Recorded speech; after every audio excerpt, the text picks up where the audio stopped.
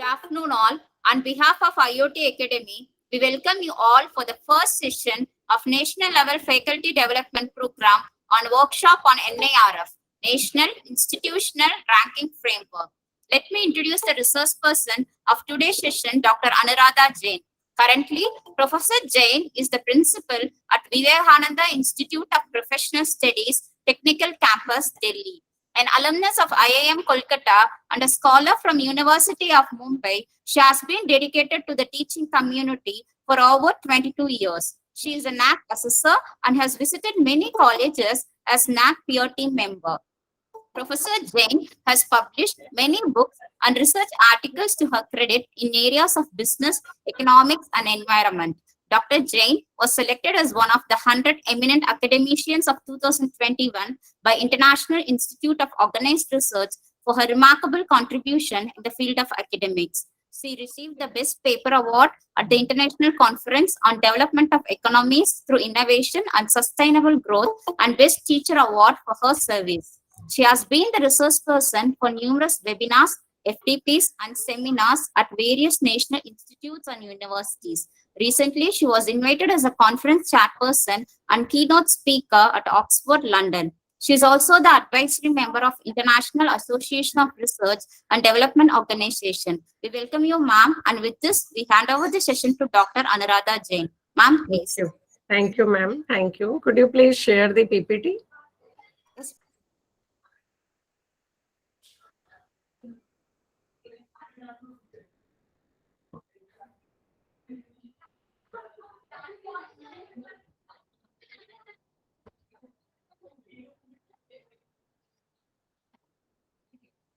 Is it visible, ma'am? Yeah, it is visible. Can you just make it to full screen? Ma'am, it is in slideshow mode, ma'am. Okay. Yeah, so very good afternoon to all. And it is a proud privilege for me to be here with all of you today. And we will be discussing about, NIRF ranking by MHRD. It is approved by MHRD. And NIRF ranking was first launched in September 2015 by MHRD. And all of you whom I can see that all are the faculty members and deans and directors of different institutions, colleges, those who are attending this session today. You know that in India, normally there are three main accreditation and ranking framework are there, which are more prominent and approved by the government of India also. One is NAC, okay, which is given to the entire college or the university. And there are different parameters of NAC accreditation. Nowadays, it is mandatory to have NAC accreditation, whether it is a private institution or the public institution or the government institution. And similarly, there are NBA for technical programs, which is also approved by, AICT, even though it is the autonomous body who conduct NBA accreditation. And that is program-wise for technical program like tech, management, pharmacy, and all, for those courses which are approved by AICT. Then the third, which is again very, very important ranking, is NIRF ranking, okay, which was introduced in the year 2015. So NIRF basically, is for the different levels which you can go for. Like we can also go for at the entire university level, at the college level, overall, or few program wise also they have introduced, like for MBA, we can go for NIRF ranking. For law, we can go for NIRF ranking. So NIRF have different, parameters, different way of calculating ranking.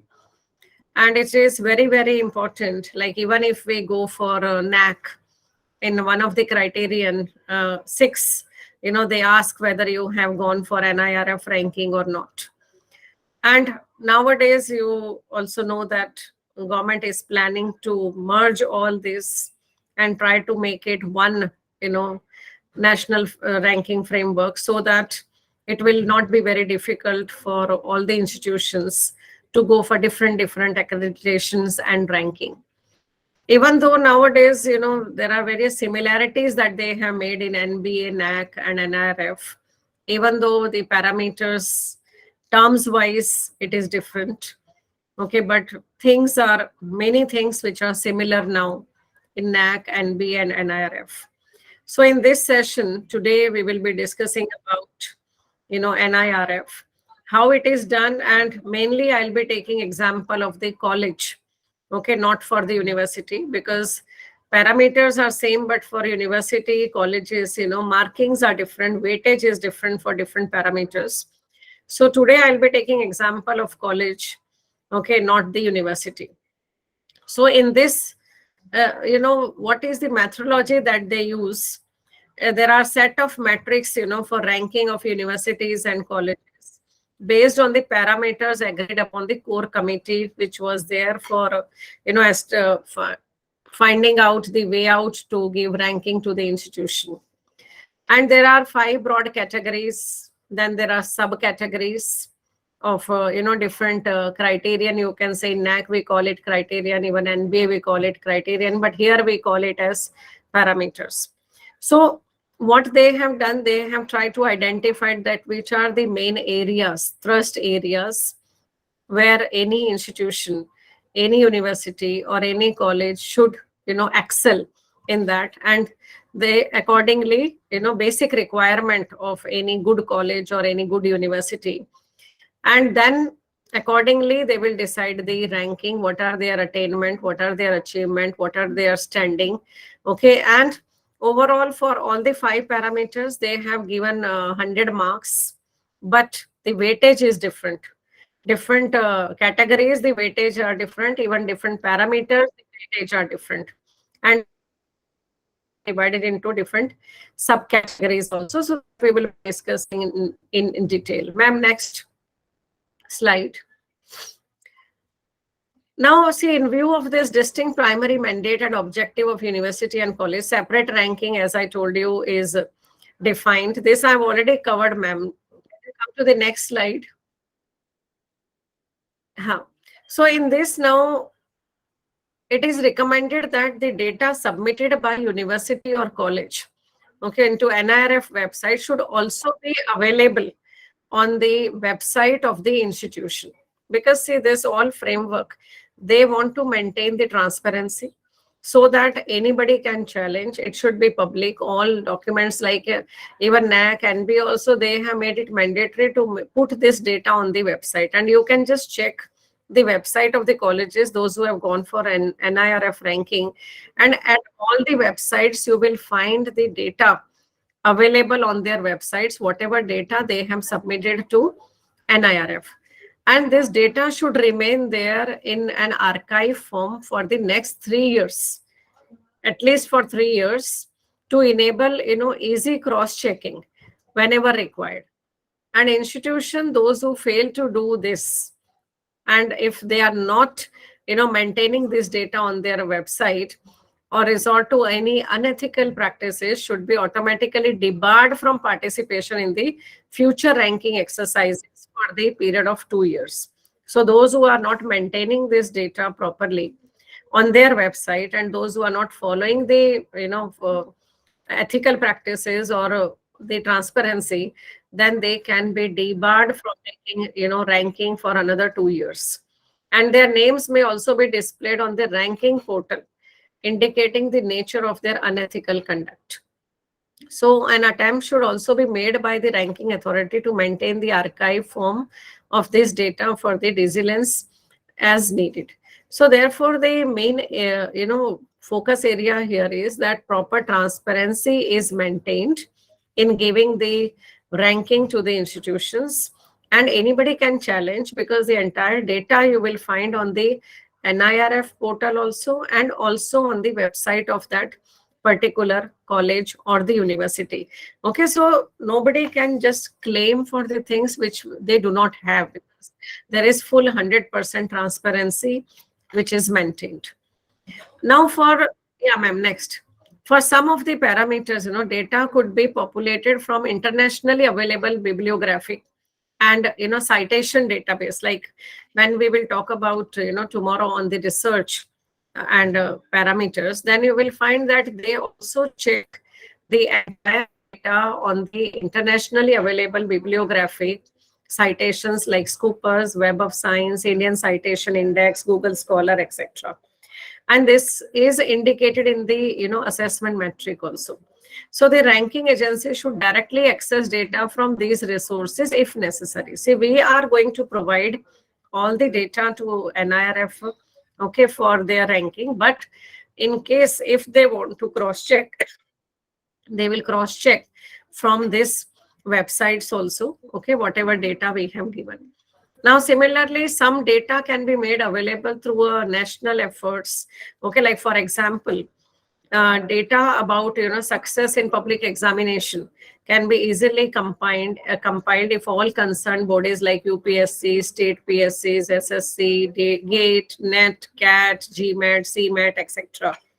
Okay, conducting such examination prepare an institution-wise list also. So that means the main purpose here is to just let you know that you cannot just give data for the sake of giving those data.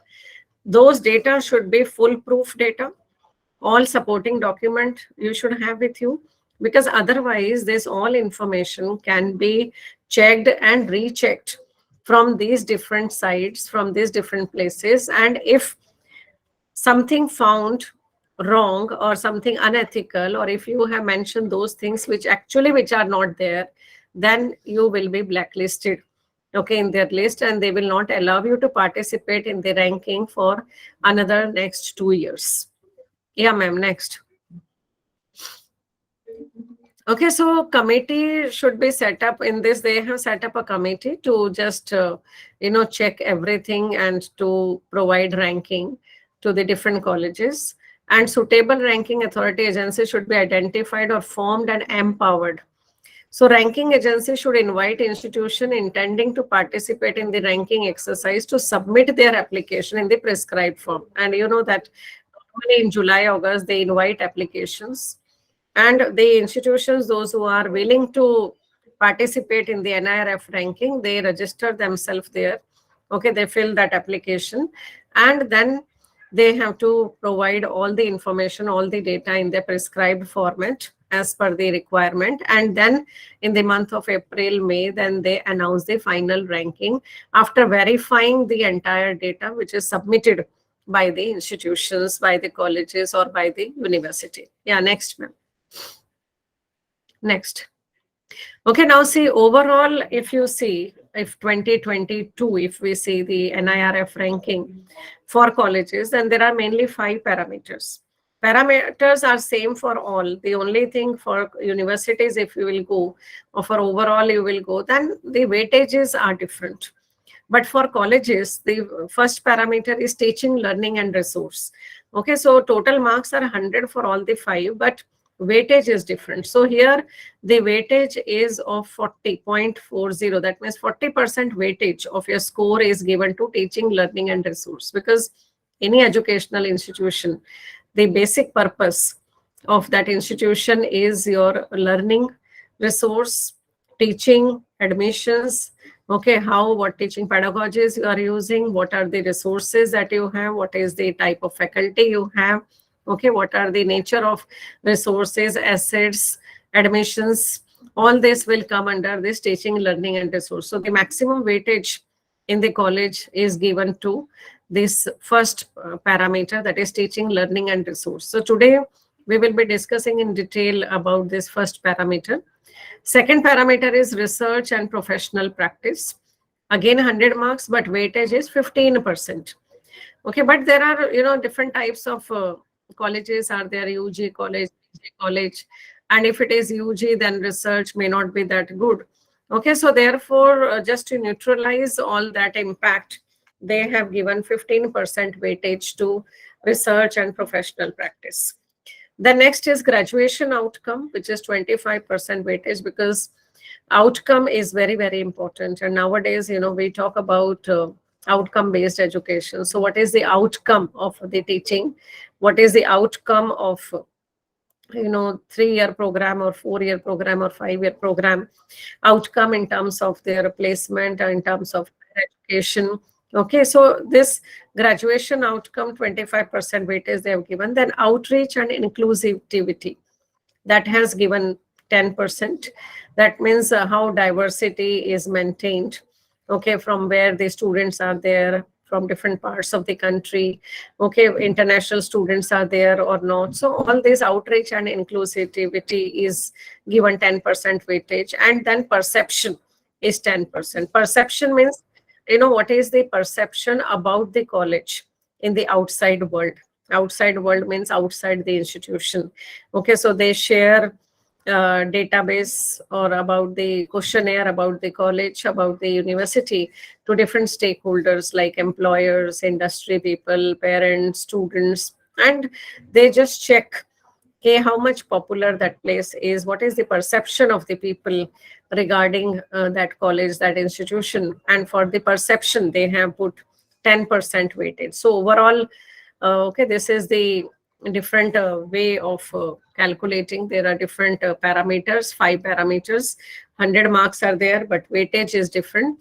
So what they do, whatever score you get, they multiply by weightage, and then overall, weighted average they calculate, and then they calculate the final ranking of any college or institution. Now next, ma'am. So now, today in this session, which has been assigned to me, first we will be discussing about teaching, learning, and resource. Okay, and as I told you, the weightage that is given to this is 40%, and total marks are 100. Now in this, again, bifurcations are there, because overall parameter is this like teaching, learning, and resource, but under that there are subcategories. So there are 4 subcategories under this. One is the student strength. That means 20 marks are assigned to this out of this 100. Then faculty student ratio, with emphasis on permanent faculty. That means they will only calculate the permanent faculty, and temporary faculty, visiting faculty will not be counted here when we will calculate, faculty student ratio. And 30 marks are assigned to this faculty student ratio. And combined metric for faculty with PhD and experience, because both things are important here. Faculty with PhD, okay, 10 marks are assigned to that, and 10 marks for the experience of the faculty, like how much experienced faculty members you have. So what is the total experience? How many faculty members are experienced with 5 years, then 8 years, then 8 years to 15 years, 15 years and above. So this way they will calculate like what is the experience level of the faculty member in the institution. Then financial resources and their utilization. So how these financial resources are utilized? That means what is the resources, total revenue collected, how this revenue is, utilized for the benefit of the stakeholders. So that will carry 30 marks. So overall, in this, out of 100, there are 4 subcategories, sub-parameters. Okay, and accordingly, the marks are divided. Yeah, next, ma'am. So first is, so this we will discuss later on, like research and professional practice. Okay, 15%. There are 2 parameters here, sub-metrics here. One is combined metric for publication, 70 marks out of 100, and combined metric for quality of publication, 30 marks. So I will not be doing this in detail today. Okay, I'll be more talking about first one, teaching, learning, and outcome evaluation. So this one is graduation outcome, 3rd parameter. This is also 100 marks, and 3 subcategories are there, like combined metric for placement and higher education, that is 40 marks. Then metric for university examination, 40 marks. That means what is the outcome in the results, what are your university results. Then median salary, 20 marks. Okay, then 4th is outreach and inclusivity. This again 10 marks, 100 marks and 10% weightage. So percentage of student from outside states, like other states, as I told you, like diversity, they want to see. Then women diversity also they want to see. Then economically, socially challenged students, physically challenged students. So that means that overall, They want to see like where to what extent you are able to reach out to the other states also, and how many students are enrolled in your college, okay, from different states or other part of the country. Next is the perception. And perception again, 100 marks, 10% weightage. So peer perception, they see like employer, academic peer and all, and that carries 100 marks. So they have their own way of seeing the perception of the people about the institution. Now let us come to the first one, which we are going to discuss today. Teaching, learning and resource, TLR, 100 marks. So ranking weightage is 40%, as I told you. And overall assessment metric, as I told you, like student strength, 20 marks, faculty student ratio, 30. Okay, faculty qualification experience, 20. And financial resource and their utilization, 30. So that means total in this you can say TLR. TLR here means teaching, learning and resource is equal to 20 plus 30 plus 20 plus 20. So here 20 SSS. SS means student strength. FSR means again faculty student ratio, 30 marks. FQE. F stands for faculty, Q is qualification, and E is experience here. And FRU is financial resources and their utilization. So we will discuss this four now one by one. How do they calculate this? Okay, now first is student strength. Student strength is for 20 marks. Now, how do we see how they see the student strength? Student strength means the overall marks, you have seen that it is for 20 marks. And student strength is a function of two variables here. One is NT. NT means total sanction approved intake in the institution. Okay, so what is the sanction intake by the university? Combined all UG, PG program or research program, whatever you have, and total number of students enrolled in the institution, considering all UG, PG programs, all programs. Okay, so two things are main here. What is the intake and what is the total enrollment? So if your total enrollment is equal to your intake, total intake, like suppose if intake is 1,000 and your student strength is also 1,000, that means all seats are filled, then you will get full 20 on 20. Okay, otherwise they will just apply this formula. Okay, total strength of the college divided by total intake into 20, and this is how they will calculate. And there are prescribed format for filling up the information. I will show you the format also. First, let us discuss this all, and then we will discuss the formats, okay, of these different parameters. So first you understood that is student strength. It means that more means if your all seats are filled, okay, as per the intake, it means that then you will get 20 marks out of this 20. Okay, so it depends upon how much seats you have filled or your institution admissions. Because see, why they are talking about admissions? Because admissions will be full only when the institution is good. Okay, so demand will be there if you are giving good education, good outcome is there. Okay, good placements are there, good faculty members are there, then automatically admissions will be there. Okay, so therefore this is heavily weighted, 20 marks, and that shows the standing of the institution if all the seats are filled. So therefore this is given very high importance. Okay, student strength. The next is faculty student ratio with emphasis on permanent faculty, that is 30 marks. Now in this, see, faculty student ratio equal to 30. 30 is the marks into, you can see the bracket, 20 into F upon N. Now what is N? N here is the student intake.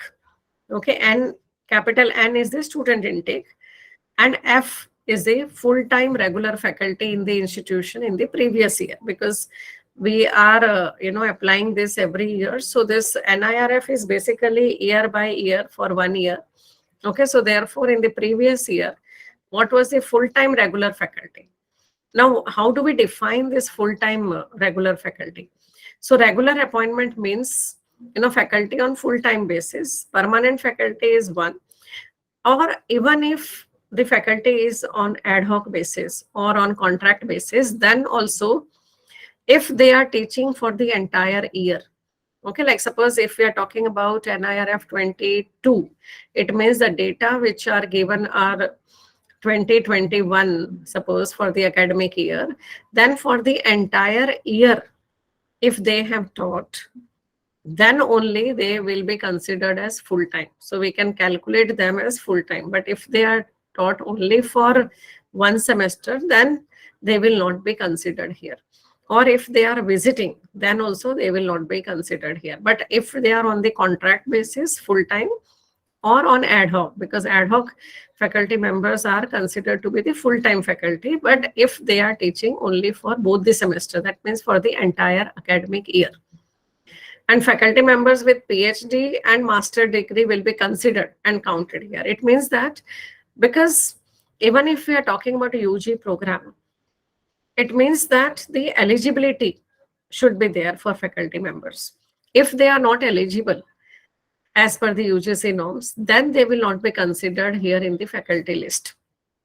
Because, suppose if to teach undergraduate, if you have just graduate faculty and the minimum eligibility is the master's degree with the UGC net or with PhD. So without this qualification, if there is any faculty, that will not be counted here. And expected ratio is 1:20 to score maximum marks. Means that out of this, if you want to score full marks, 30 marks, it means that the expected ratio is 1:20. So if your faculty student ratio is 1:20, then you can see the above this, this formula, that is FSR in the first line, 30 into 20 into F upon N. So if F upon N is 1:20, so 20, this into 1 by 20, that will become 1. So that means 30 into 1, you will be getting full 30 marks here. Okay, but if faculty student ratio is less than 70, that is the maximum limit, less than 70. That means if it is not even 1:70 or 1:71, suppose, then they will be given 0 marks here. Okay, so expected ratio is 1:20. So if it is 1:20, the institution will get entire 30 marks here, full marks. And if it is less than 1:70, then they will be given 0 marks here. And for giving this data also, there is a prescribed format. Okay, so that I will be showing you what is the format for filling up this data. Okay, the next is combined metric for faculty with PhD or equivalent and experience. So that means here there are two things. One is the qualification with PhD and the other is the experience of the faculty. So these both are given 10 marks. So first is the faculty qualification. So faculty qualification, that you can see FQ. FQ is faculty qualification. So if your faculty members more than 75% are PhD holders, then you will be given full 10. Because you can say the formula FQ is equal to 10 into FRA divided by 75. Okay, so if it is less than or equal to 75, then this is the formula. Okay, and accordingly you will get the marks. But if it is 75, so that means FRA upon 75 becomes 1. If it is 75, though, you will be given full 10 marks. So if it is more than 75%, more than or equal to 75%, then full 10 marks will be given to the institution. And if it is less, then they will calculate, according to this formula. And also the experience of the faculty members. Okay, so they will say like how many faculty members are with less than 8 years, how many are 8 to 15 years, and how many are more than 15 years. So that means they we'll see that how many senior faculty you have, or what is the roster, or suppose turnover rate is very high, every day faculty members are changing, new are joining. So that is also not a good signal for any institution. Okay, so that is why this weightage is given, and they need to calculate what is the experience level of the faculty members. Okay, so 10 marks are given, and altogether FQE, which is combined metric for faculty qualification and experience, FQE is equal to this faculty qualification plus faculty experience. Okay, so this again 20 marks are assigned to this. The next is the resources, financial resources and their utilization. This has been assigned 30 marks, and 30 also they have divided into two parts. First is BC, that means average annual capital expenditure per student for previous 3 years pertaining to college. Okay, that means annual capital expenditure. Expenditure means investment there per student for the last 3 years. When you are applying, previous 3 years you have to give, but this expenditure is excluding construction of the new building. Okay, excluding construction of the new building. Like this can be like adding to more, like computers or more machineries, infrastructure. Okay, but not on the construction. So 7.5 marks are assigned to this annual capital expenditure per student for previous 3 years. Then next head in this is which contains 22.5 marks, that is average annual operational expenditure per student for previous 3 years pertaining to college, and that also excluding maintenance of hostels and allied services. So that means operational expenditure means day to day expenditure on running the college, running the institution, which is spent on the student per student, like maybe salary of the teachers, salary of the staff, okay, material that we provide, books, library, and all these things will come under these heads, financial resources and their utilization. So in this case, basically what they want to see, like what is the revenue collected by the institution in terms of fees or in terms of other sources of the revenue which is there with the college, and also like how this money has been utilized, whether this expenditure is done on the student or not, what is the per student expenditure. That means whether the institution is taking away the profit for the personal use, or they are spending that money for the quality enhancement of the institution for the benefit of the students or not. Okay, because students are the central point for any academic institution. They are the main stakeholders for any academic institution. So therefore, being the center point for the student, they need to see like what is the capital expenditure per student for previous 3 years, and what is the average annual operational expenditure per student for previous 3 years of the institution. Okay, so these are the four sub parameters under this first parameter of teaching learning resource. Now if you see this formats I have taken here, and formats you can see I have taken the example of Miranda House College from National Institution Ranking 2022. So you can see that first sanction intake, because first we were talking about what is the sanction intake and what is the actual strength. So year wise, say for 3 years, 4 years, they have asked, okay, what are the intake of the college for the students, like undergraduate, what was the intake? Okay, postgraduate, what were the intake? And year wise, you have to provide the intake. But this is not sufficient that you are just filling this table and you are providing. This is the summary. But apart from this summary, okay, you should also have all the sanction letters of the university if you are a college, or sanction letters of the government if you are a university. So all supporting documents also you should have along with you. and that also we have to put on the website of the college. And even anytime NIRF can ask, okay, for submitting this data or the supporting document. Like if you are saying that if they are saying that 407 in 2021 intake for PG 2 years program, so they will say that how can you say 407? Okay, what is the documentary evidence for it? So you should have the sanction letter for all these years, for all the programs, so just to substantiate that whatever you are saying is correct. Then total actual strength program wise offered by the institution.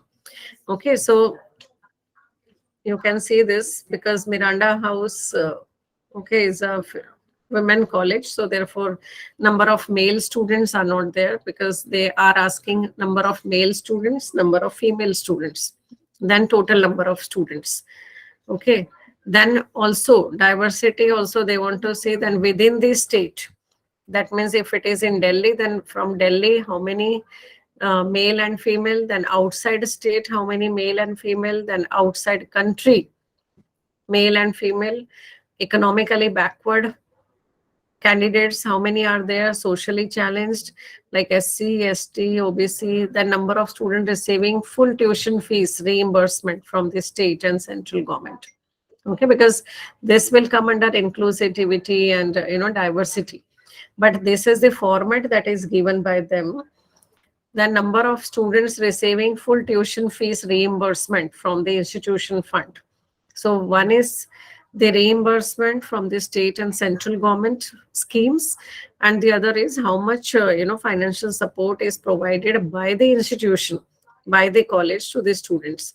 The number of students receiving full tuition fees reimbursement from the private bodies, because there are many private bodies, there are many NGOs also, those who provide financial help. So that also data you should have. The number of students who are not receiving full tuition fees reimbursement. So that means all these data should tally, and this is the format in which they will ask. But whatever number you are fitting here, you should have proof of all these numbers. Whatever you write, you should have proof for each and everything, because anything can be challenged anytime. And if things are challenged, you are answerable, and you have to have all the data with you. So this placement I'm not taking because that is a graduation outcome. Ma'am, next slide.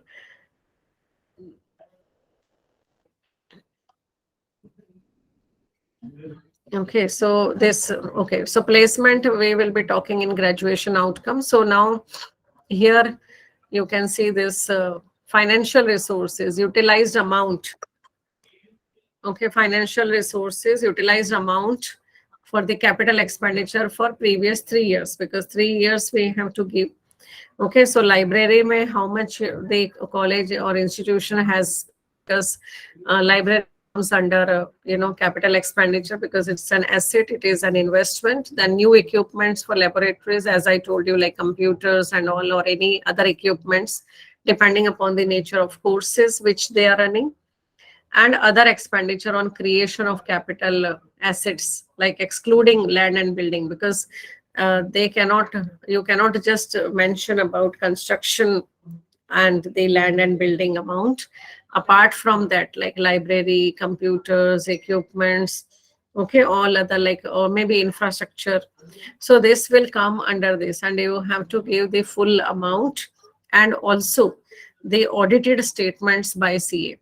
Okay, chartered accountants audited statements for whatever figure you will give, you will have to produce to NIRF, okay, for as a supporting document.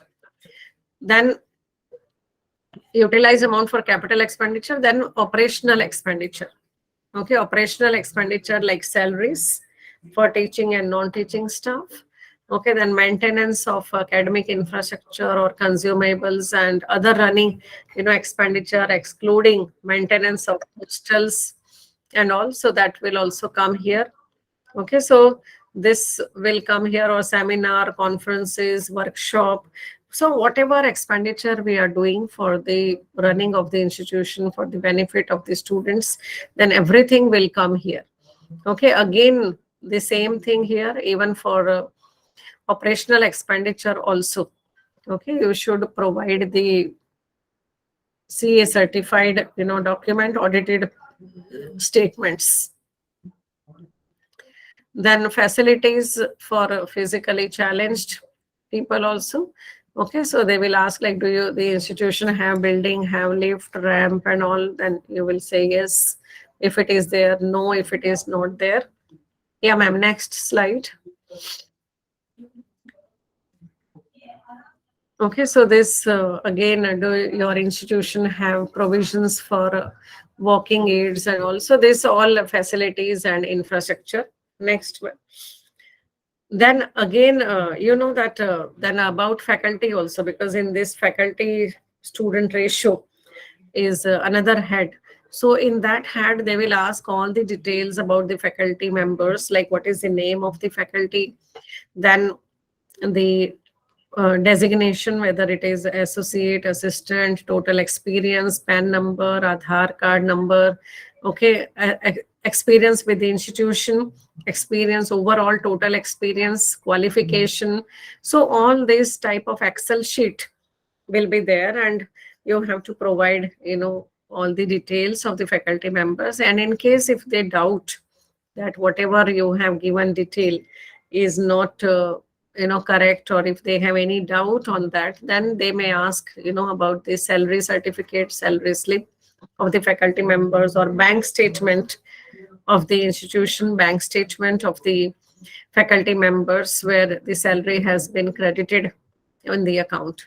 Okay, so this is how overall we have to prepare for the first parameter of teaching, learning, and evaluation, teaching, learning, and progress.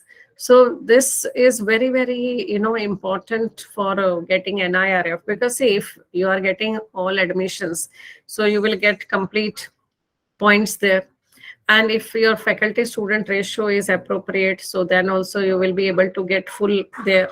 Then if your 75% or more faculty members are PhD and they have good experience, you can score their utilization also, you can score. So this is the metric or parameter where 40% weightage is given, and this will help any institution to score good rank. Okay, otherwise, say other parameters, perception, you never know what people will feed data about the institution.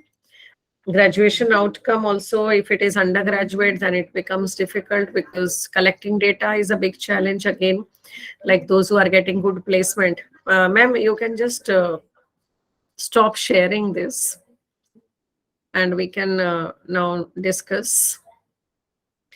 Okay, so placement data about the company's salary, what they are getting, what is the median salary and all.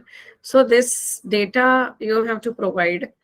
Plus, wherever they are taking admission, even for NAC or NBA also you need. So the purpose here is that we should have full documentation of whatever day-to-day activities we are doing, whatever achievement is done in the institution or in the college.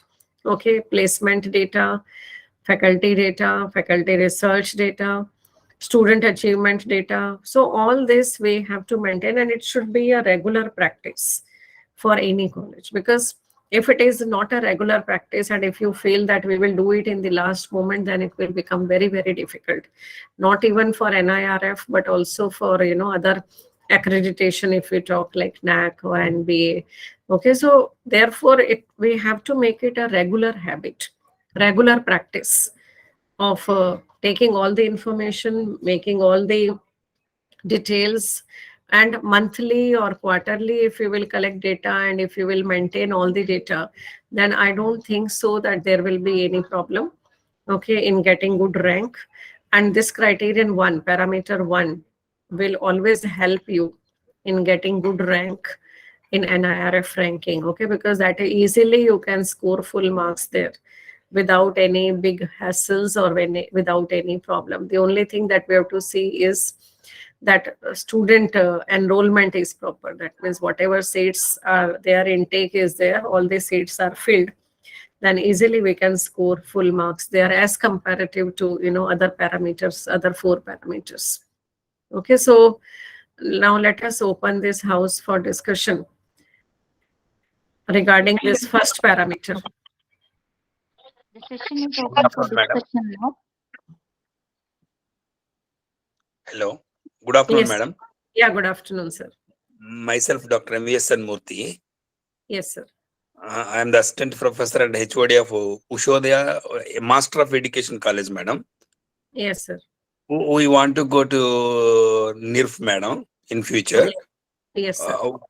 One second, please tell me what are the websites we have to collect the data from, madam? No, sir, you don't have to collect from any website. Okay, You madam. have to provide your own data and Okay. with proof. What are the full- website, madam? Website But address. no, sir, you have to put on your own website. You don't have to collect from any website. Okay, That's okay, what madam. I'm saying. You have to put your own data, but they will cross-check Yes, from yes, yes. different websites. Like suppose if you're talking about research, Yes, madam. if you claim that Yes. you have your faculty members in your institution have published 100 papers in Scopus listed journals. Okay, okay, You madam. are claiming that, but they will Okay. cross-check from the Scopus website. Yes, yes, yes, yes. Very Okay, good, madam. whether whatever you are saying is correct or not. Yes, Or yes, yes. suppose if you claim that your 100 students have cleared, suppose CAT, Yes, MAT, madam. or NET exam, okay, Okay, madam. they will cross-check from their website. Their website. Yes, yes. Okay, like suppose NET website, UGC NET website, they can easily cross-check like how many from your institution have cleared NET. Yes, yes. Okay, so you don't have to collect from anywhere. Okay, You madam. have to collect your own data, but all this data should be foolproof data. Yes, yes, yes. Okay, if it is foolproof data, then it will be easy for you Yes, madam. Yes, madam. so that nobody can challenge that whatever information you have given. Like suppose if I say that my 50 students have cleared NET. So Yes, I madam. can say only when if I have documentary evidence for those 50 students. Yes, yes. Each and every one. Each and every one. So you should have that paper in your file that yes, these students have cleared NET or these Yes. students have cleared suppose CAT exam. How many of them have appeared? So that same is required even in NAC also. Yes, Okay, madam. so that Yes, is the madam. only thing. Whatever Yes. data we are having, we should have full proof data. Okay, madam. Okay. Thank you. Thank you very much, madam. Nice session. Excellent, madam. Thank you, sir. Thank Thank you. Namaste, madam. Namaste, sir. Yeah. Anything else, ma'am? See, more discussion we should have. So I think more discussion in the class also, we always say that more questions means, more healthy discussion. So I don't want one way more. I want you people to ask, more questions so that we can deliberate upon this. How CGPA is calculated in NAC? We are discussing about NIRF here and you want to talk to me about What NAC? the participant has posted. See, in CGPA, NAC, I'll tell you, they're also weighted average. Okay, weighted average is calculated. And how do we calculate, weighted average? Like suppose, for example, suppose any metric. Okay, I'll give you just arbitrary example because I myself go for peer team visit and I have done more than, around 30, 25, 30 colleges I visited as a peer team member, NAC. So my more expertise in NAC instead of NIRF. So I'll tell you, like suppose any metric is having 20 weightage, okay, 20 marks. Suppose if I talk about first only, suppose criterion 1 in NAC is about curriculum delivery, okay. Curriculum delivery, suppose 1.1.1, if we say, and 1.1.1 gives 20 marks are assigned to it.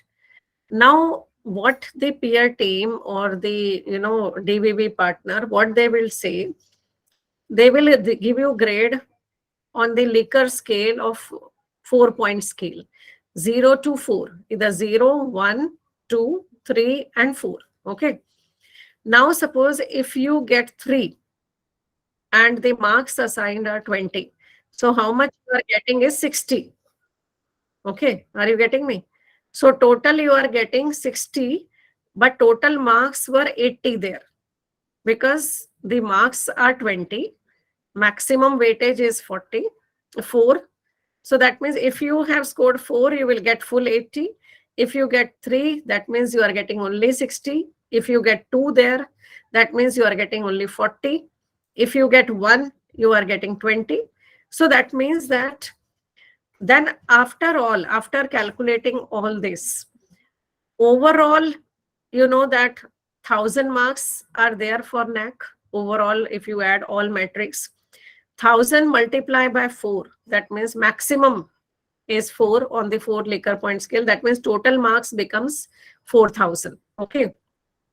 And whatever you score after this total means your marks multiplied by weightage, what you are getting.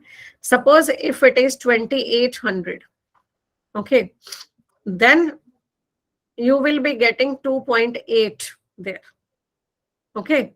Or if it is suppose 3,500, then you will be getting 3.5 grade there.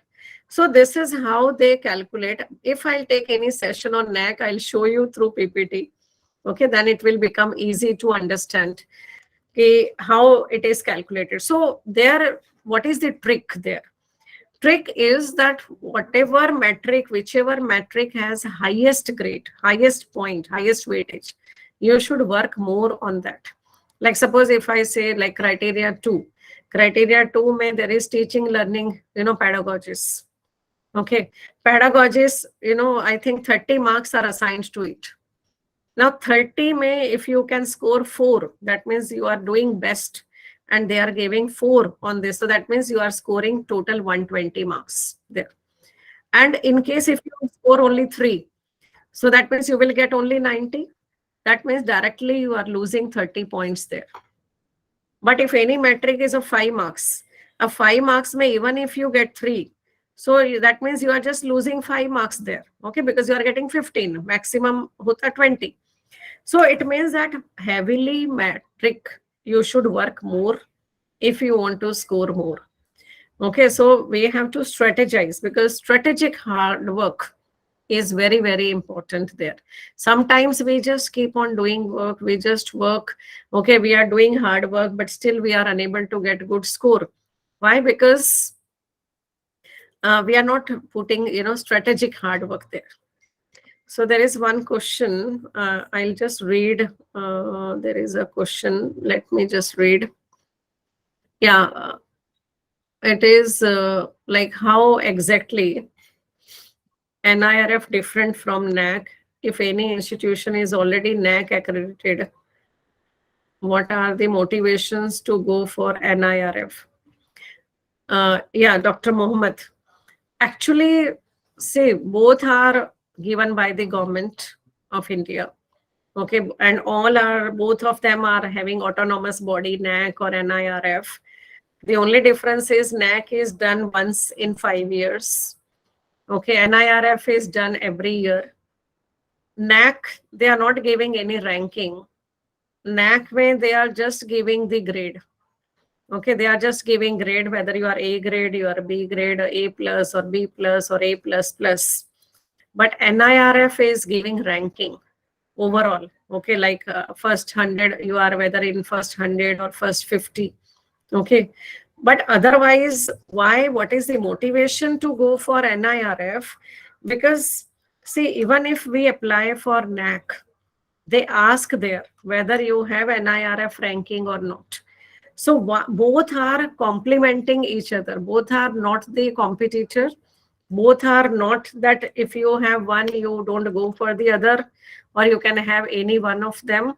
So if you are NIRF ranking you have done, it means that will complement your NAC also, and that will help you in getting better grade. Another thing is, every year if you are going for NIRF, automatically you will be preparing, for your college for NAC better. Okay, because obviously there are many, quality parameters that we take care when we are preparing for NAC or when we are preparing for NIRF.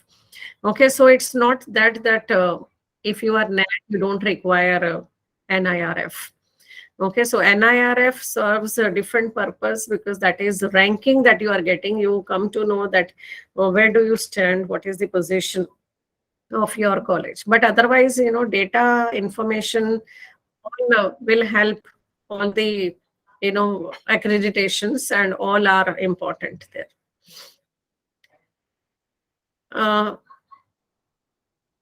Yeah, another question is, can we get items that falls under other expenditure on capital assets? Yeah, capital assets are just, I told you about library. Okay, capital asset means which will remain with the institution for a longer period of time, maybe like 5 years, 10 years, 15 years. That is all capital assets. Okay, so library is one thing. Equipments, laboratory equipments is another thing. Computers can be one. Projectors can be there. Okay, so all teaching aids, whatever we are using to facilitate teaching. Furniture can be there. Okay, so these are all the part of capital assets. Suppose printers you have purchased.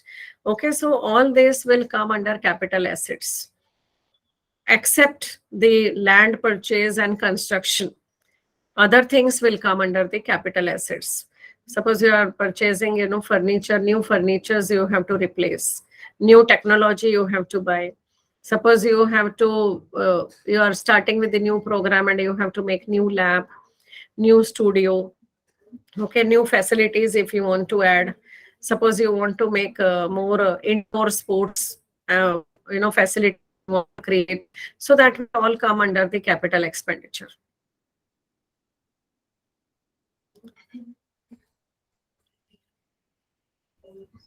Any other queries? I'm writing my number here. So if anybody has any doubt or anything you want to discuss in detail, you can contact me on this number so that we can discuss in detail anything if you want to know about NAC and PA. Okay. Email ID also, sir is asking. Okay, I'll write down my email ID also.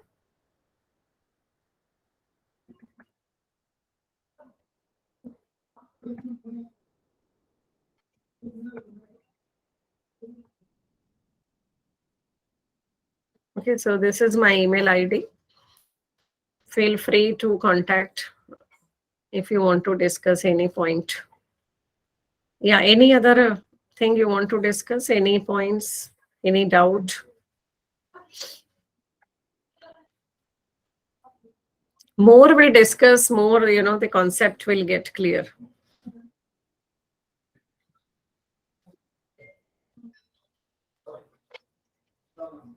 Please feel free to ask your queries. We always ask students also, to be free. Feel free to ask questions. So same applies to us also. Any other queries?